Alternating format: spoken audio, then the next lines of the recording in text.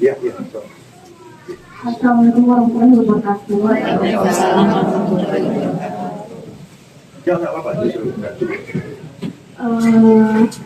Saya apa ini Pak dari Kalisari jauh. Kalisari itu mana? Kalisari Bogor. Dari jantung, Pak. Jantung udah gede. Terus saya di sini mendukung Pak Dharma sebagai muda gitu. Yang saya lihat selama ini kan Pak Dharma kampanye mana-mana tuh pengen yang melihat anak mudanya gitu Pak. Kadang-kadang juga sedih gitu kan, kenapa anak muda tuh kalau politik kayak iya betul apatis gitu Pak. Padahal kan sebenarnya politik ini tuh penting juga gitu untuk justru mengatur kehidupan. iya mengatur kehidupan kita gitu. Sebenarnya ajaran orang tua saya juga Pak. Gitu. Jadi ini apa ya? Saya dibukakan mata gitu biar sadar kalau hidup ini kan juga ke depannya yang terusin generasi kami dan Pak gitu. Terus ya makanya saya berharapnya untuk ibu-ibu semua kan pasti punya anak itu dan yang sudah bisa menyoblos sudah ada KTP-nya mungkin bisa dikasih tahu ke anak-anaknya itu dihimbau untuk pilih Pak Dharma karena yang paslon lain tuh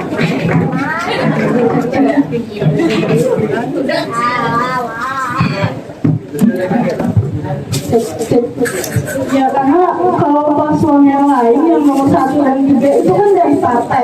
Selama ini karena saya sering nonton Pak Dharma podcast-podcastnya semua saya tontonin Pak full gitu kan tidak ada skip. Saya nggak nonton yang potongan-potongan itu karena saya nggak suka kalau nonton yang kayak gitu jadi misunderstand gitu kan jadinya. Makanya saya nontonnya yang full gitu. Kadang nonton full aja mau dipotong Pak Dharma kan begitu susah Pak gitu. Karena topiknya berat gitu kan soal elit global segala macam gitu. Jadi untuk anak muda saya sih berharapnya apalagi yang baru-baru punya KTP biasanya kan nggak peduli gitu ya bahkan nggak ngerti juga gitu. Kalau orang tuanya tidak mengimbau untuk pentingnya nyoblos TPS itu dan itu penting banget buat masa depan negara kita sendiri juga kan Pak. Jadi mungkin ibu bisa kasih tahu anaknya dibilangin gitu kalau yang calon-calon lainnya itu nomor 1 dan 3 dari partai sudah apa ya settingan gitu Pak.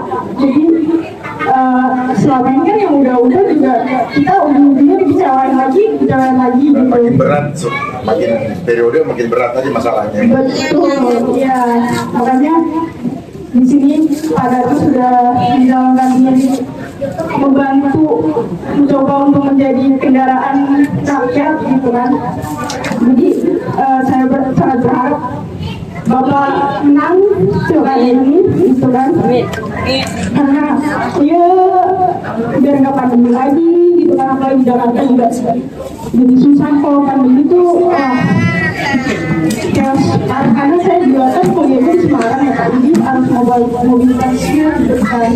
Nah itu saya sempat yang terkendala soal vaksin itu akhirnya juga sempat siang juga 2 kali karena soal itu mau ujian apa segala macam. Tapi alhamdulillah saya sekeluarga nggak vaksin Pak, benar-benar. Anak saya Pak, anak saya ajaran orang tua saya gitu nggak vaksin. Jadi alhamdulillah masih hidup sampai sekarang gitu dan nggak apa-apa hidupnya berjalan aja nggak vaksin juga gitu.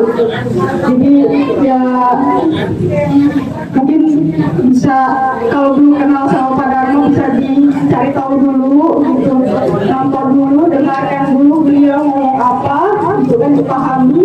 Terus ya semoga di sisa-sisa hari menuju 27 tanggal 27 semoga ya dibukakan jalan akhirnya. Terima kasih deh, terima kasih banyak. Tepuk tangan buat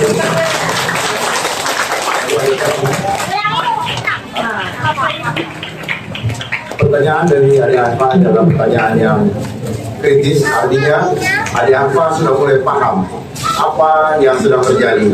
Kenapa Gen Z, anak-anak muda tidak peduli dengan politik? Memang sengaja dibuat tidak peduli. Bagaimana caranya membuat tidak peduli? Suruh bikin dia sibuk selama dia sekolah. Suruh dia sibuk berkonten. Suruh dia sibuk dengan IoT, dengan handphonenya, ya, yang dilihat keberlapan dunia yang palsu, ya, dan memang itu sengaja by design. Supaya apa? Supaya mereka bisa mencaplok suaranya hanya dengan memberikan hiburan-hiburan fiktif, hiburan-hiburan palsu yang tidak melestarikan budaya bangsa yang punya adab. Bahkan adab kita sudah dirusak lewat entertainment atau hiburan-hiburan ada di televisi.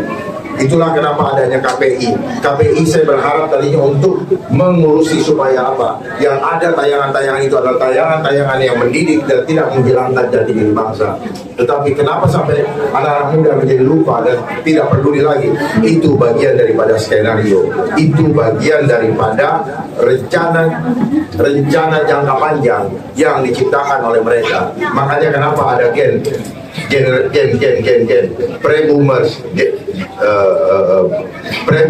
boomers generation, X generation, millennial generation, Z generation, dan terakhir Alpha. Itu artinya apa? Mereka sedang menggiring kita berubah dari image of God, gambaran citra Allah, mau digiring menjadi gambaran citra mark of the beast, gambaran daripada Dajjal, supaya kita lupa dengan sang Khalid. Itu sebenarnya yang terjadi. Karena kalau generasinya tidak aware atau tidak peduli dengan bangsanya, otomatis bangsa ini akan hancur dan rontok dari dalam. Akibat generasi penerus bangsa sudah tidak lagi peduli akan bangsanya. Yang penting buah enak, karena pikirannya sudah dimanipulasi. Handphone saja yang dipegang. Pikirannya tidak lagi berpikir bagaimana bangsa ini. Itulah cara paling enak dan paling untuk memperbudak suatu bangsa, hanya dengan merubah mindset, hanya dengan menggiring mindsetnya. Memang apa yang saya sampaikan selama ini bukan kulitnya, saya bongkar sampai ke akar-akarnya. Saya tidak hanya melihat puncak gunung esnya, tetapi saya masuk ke dasar gunung esnya. Supaya apa? Supaya saya bisa melihat apa sebenarnya akar masalah kehancuran dari bangsa ini. Akar masalahnya adalah manusia tidak beradab. Kenapa manusia tidak beradab? Karena ketamaan sudah dibangun sejak kita duduk di bangku sekolah. Lewat apa? Lewat bersaing, dan indikator kesuksesannya diukur dengan angka. Dan angka itulah yang membangun, menggiring kita untuk menjadi manusia-manusia rakus. Cukup dengan melihat angka 0 sampai 9 dibolak-balik, itulah yang kita kejar. Dan kita juga ketakutan karena angka di bank banyak, kita sombong. Angkanya kurang, stres. Angka kematian ditayangkan oleh televisi, semua orang ketakutan. Lalu di mana iman kita? Iman kita hanya berdasarkan angka. Itu menjadi belief sistem kita. Iman kepada Allah bukan urusan angka. Kita lahir juga bukan urusan angka. Tetapi dunia ini ingin mengambil alih kuasa Tuhan dengan membuat sesuatu harus pasti. Padahal hidup dengan Tuhan bukan urusan pasti kita dapat atau tidak, tapi tergantung bagaimana kita takwa kepada Tuhan atau tidak. Dunia ini memang sudah digiring supaya selalu hitungannya kuantitatif, bukan kualitatif. Makanya kenapa pemilu pun dirubah sistemnya, one man, one for one value, supaya apa? Satu suara harganya ada harganya. Kemudian orang yang orang ODGJ dianggap sama value-nya atau nilainya dengan seorang profesor sekalipun juga. Jadi artinya apa? Kita dianggap, dihitung seperti barang. Kita tidak berharga lagi, karena suatu saat mereka akan pasang barcode. Makanya yang satu sudah mengatakan bahwa akan dipasang barcode di baju sekolah. Kita akan dikendalikan dari jarak jauh hanya dengan barcode. Ya, waspada, ini adalah agenda Dajjal, di mana kita nanti mau digiring untuk dipasang software di tubuh kita. Makanya kenapa yang ribut-ribut selama ini adalah Bill Gates. Dia bukan ahli kesehatan. Menteri kesehatan kita juga bukan orang ahli kesehatan, tapi orang bank, orang yang senang berhitung dengan matematika, sehingga tubuh manusia ingin mereka hitung secara matematika bagaimana menguntungkan mereka. Kalau tambang mereka sudah sumber daya alam mereka sudah kuasai. Sekarang apalagi yang bisa mereka bikin? Tubuh manusia. Manusia yang bermasalah tubuhnya pasti akan menjual semua hartanya untuk mempertahankan nyawanya. Sementara nyawa kita bukan manusia yang menentukan, tetapi Allah yang menghadirkan, kita yang menentukan dasar iman kita kaleng-kaleng. Maka kita ditakut-takuti oleh manusia yang tamak. Kita pun menyerahkan iman kita hanya untuk sesuap nasi. Mari kita bersiap, lebih baik kita mati karena iman kita pada Allah daripada kita mati hanya karena takut tidak makan. Itu hina di hadapan Allah, itu menjadi orang-orang yang merugi di hadapan Allah. Mari kita tetapkan hati kita untuk berjuang karena Allah yang membela kita, bukan manusia. Wabillahi taufiq wal hidayah. Assalamualaikum warahmatullahi wabarakatuh. Saya harus pergi, saya harus pamit. Ayo 3 foto bersama di sini.